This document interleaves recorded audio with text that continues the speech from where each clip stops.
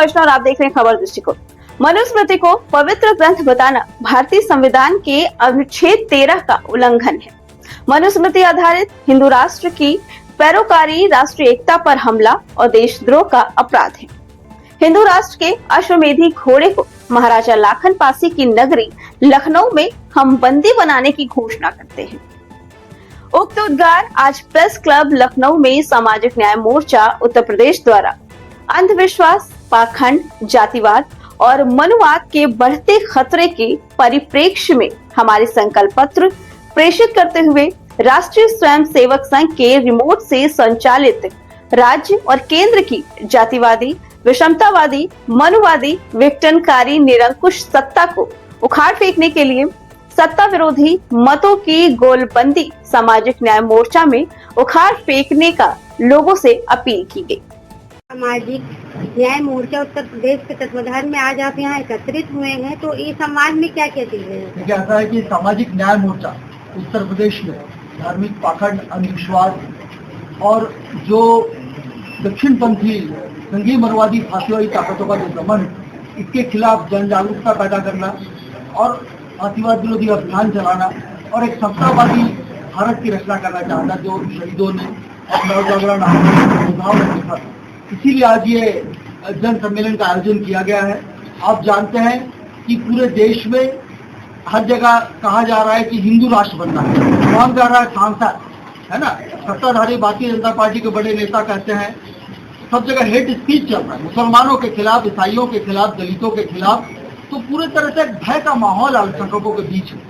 तो ये जो पूरी परिस्थिति बन रही है, हमें ये लगता है कि इनका उद्देश्य यह है कि महाभ्रष्ट कॉर्पोरेट घराने अडानी अंबानी जो देश की 85% जनता को लूट रहे हैं, उनके जेब से एक एक जिला निकाल रहे हैं, किसानों को लूट रहे हैं, मजदूरों को लूट रहे हैं, मेहनतकशों को लूट रहे हैं, इतनी गरीबी, भूखमरी, रोजगारी बढ़ रही है। इससे ध्यान बटाने के लिए ये एक आतंक या भय का माहौल बनाया जा रहा है। और हिंदू राष्ट्र देखिए क्या है, हिंदू राष्ट्र में जो आप कहेंगे 85% जो लोग यहाँ के है ना, SC, ST, OBC, माइनॉरिटीज या गरीब लोग, ये 85% को तो मौलिक अधिकार ही नहीं है।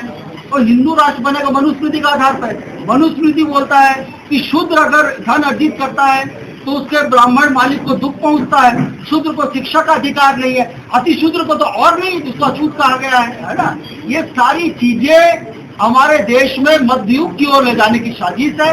ये मूल रूप से राष्ट्रीय स्वयंसेवक संघ, जो कि देश ही नहीं दुनिया का सबसे बड़ा फासिस्ट संगठन, सबसे पुराना फासिस्ट संगठन है, उसका हिंदू राष्ट्र की मुहिम का हम विरोध करते हैं। हम ये मानते हैं कि डॉक्टर BR अम्बेडकर, ज्योतिबा फुले, सावित्रीबाई फुले, गौतम बुद्ध, शहीद भगत सिंह, नारायण गुरु, पेरियार और मतलब दुर्गा भाभी, इन सबके जो शहीदों का सपना, एक शोषणहीन भारत बनना चाहिए, जिस भारत में सबको पूरा अधिकार, रोटी कपड़ा मकान मिले, जिस भारत में कोई जातिगत शोषण न हो, जाति विहीन समाज मिले, जिस समाज में धर्म अलग हो, राजनीति अलग हो।